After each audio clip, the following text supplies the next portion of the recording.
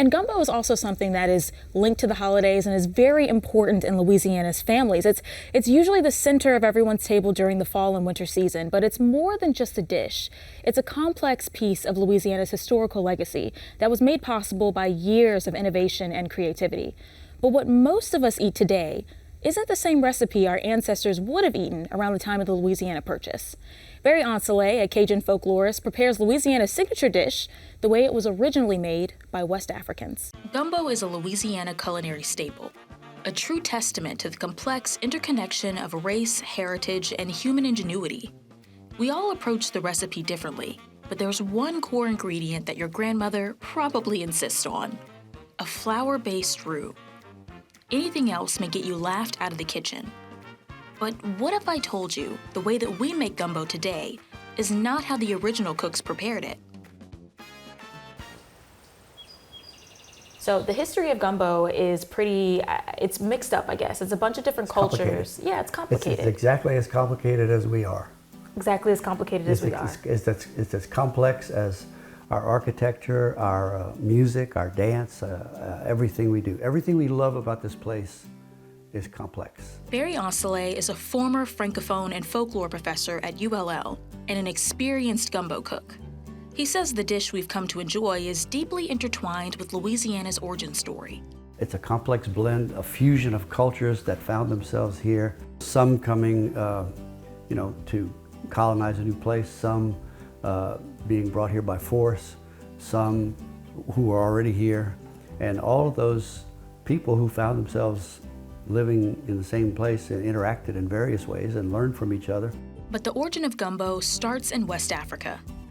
The name gumbo is derived from the Angolan word kingumbo, which means okra. Okra was the core ingredient to a soup-like dish served with rice and protein. Some believe it also held spiritual significance in some West African cultures. When the transatlantic slave trade brought Africans to the New World, they brought okra and rice with them. It was a way to hold on to their identity in spite of being displaced. It also was one of the few crops slaves were allowed to grow for themselves. But why is it that gumbo and the way that we eat it specifically evolved here?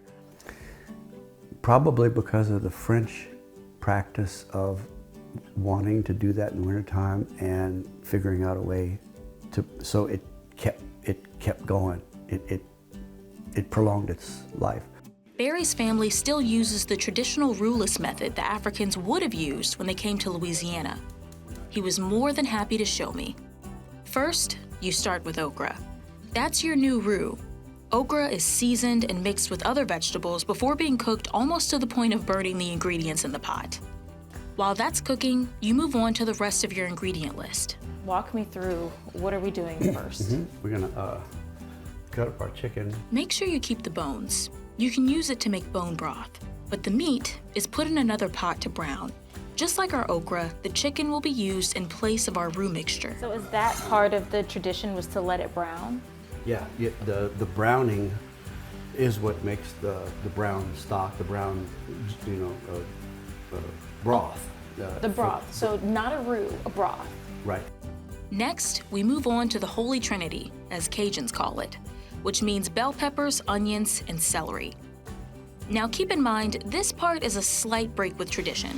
We don't fully know what vegetables Africans would have used, because celery and bell peppers weren't available in America yet.